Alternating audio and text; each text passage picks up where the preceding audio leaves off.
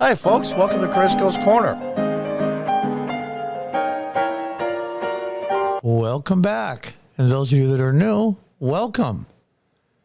This is a couple nights ago at the border in El Paso. El Paso borders Juarez. Probably the biggest crap hole in Mexico for violence, drugs, cartel activity. Any resident of El Paso can hear the gunfire every single night and day, all night, from coming from Juarez. This is the crossing at El Paso. They say they have over, in one night, they've had 5,000 detainees, and 500 were released in the United States. Let's show some of the clip here. You're not going to believe it. I remember when I was a kid, there used to be a bridge to go over to El Paso to Juarez in the mid-'60s. It was a penny for the toll, I remember. No passport. Just walk across. Bought some stuff in Mexico. It was pretty cool when you were a kid. And Juarez was bad back then, but enough of my yakking. Let's watch a little bit of the video and I'll comment along the way. Look at this.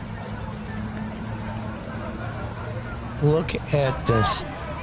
You guys got a cell phone.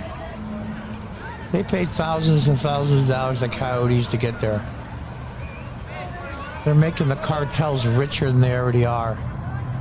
And there's immigration just standing there as they wander. What are they going to do?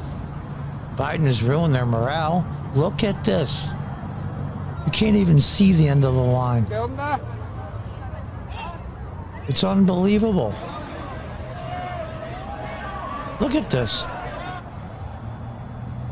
Do I begrudge these people trying to find a better life? No, but this is not the way to go about it.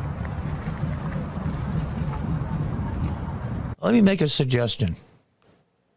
My grandparents, my father's parents were immigrants from Italy, and they did it the legal way.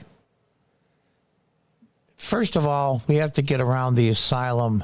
They have lawyers from NGOs that show them how to cheat when they apply for asylum. How to lie, know exactly what things to say to get brought in. Violence in their area they live in. They're under fear of death from the cartels, whatever. The list is long, and all the lawyers for the NGOs know this. Coming to this country because there's economic hardship where you live is not a criteria for asylum. Period. Here's my suggestion, then we'll watch some more of the video. You're caught in this country unlawfully. You're deported.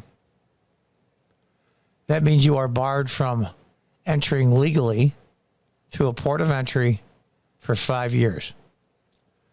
If you're caught a second time, another 10 years is added on. You can't come in this country and apply for asylum and citizenship. The third time you're caught, you are barred from applying for citizenship for the rest of your life. I think that's more than fair. I know a lot of these people are desperate. A lot of them are just taking advantage of our laws. Now, here's the thing. All you Democrats out there that voted in the last congressional election in the midterms, and for governors along the border states as well, in some cases, this is what you voted for.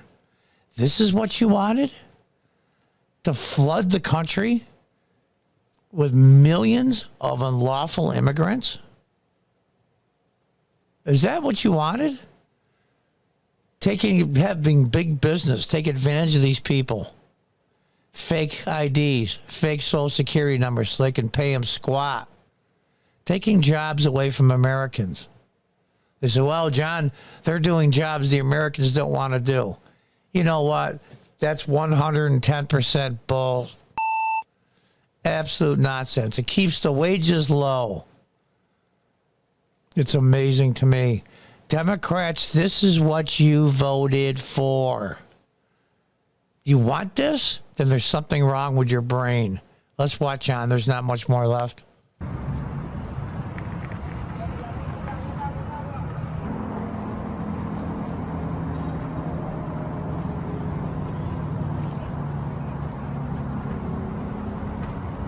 Look at this. You can't even see the end of the line. And this is the next morning. It's incredible to me. Look at this. And there's the Rio Grande River that separates the U.S. and Mexico. You think the Mexican authorities would stop these people? They're losing their people. But apparently not. So there you have it, folks. There you have it. This situation is solvable fairly easily and economically as well. Finish the wall. Maybe put in a couple of extra ports of entry. Toughen up the immigration laws as far as asylum goes. You can't use economics as a criteria for asylum. And here's the other thing. Oh, you progressives and Democrats and liberals or whatever the hell label you are now. I would have open immigration tomorrow like we had in the late 1800s and the early 1900s. But they didn't have one thing we do now that makes that impossible. The tons of social services and programs and giveaways. Healthcare, food, schooling. I mean, they're going to overwhelm the school districts wherever they go. They're going to have to hire bilingual teachers. It's going to cost a fortune. That comes from directly from the property tax owners in that school district. But get rid of all the social service programs starting tomorrow, and that will go along with open immigration. But you can't have both. You can't have a huge social service program safety net with dozens of alphabet soup programs in it and open immigration. The Democrats are allowing this to happen. You Democrats out there, this is what you voted for. Don't take your, as Dan Bongino said on the radio today, take the cotton out of your ears and listen and put it in your mouth and keep quiet. This is what you voted for. This is what you want. You can't sit there like a 5-year-old with fingers in your ears and go, la, la, la, la. This is what you wanted. If it isn't, then what the hell did you vote Democrat for? There were a whole lot of congressional seats that were coin tosses that went to Democrats because of ballot harvesting. You guys voted for this. Can the House by itself change the laws? No, not without the Senate. But then they're going to want amnesty for millions and watch the rhinos in the Senate and some in the House cave. Even Ronald Reagan caved for amnesty. One of the biggest criticisms I had of Ronald Reagan, even though I'm a huge fan of his, is his amnesty for millions of illegals. And what it's done to our country, not just politically, but socially and economically. This is a disaster. If you don't have a border, you don't have a country.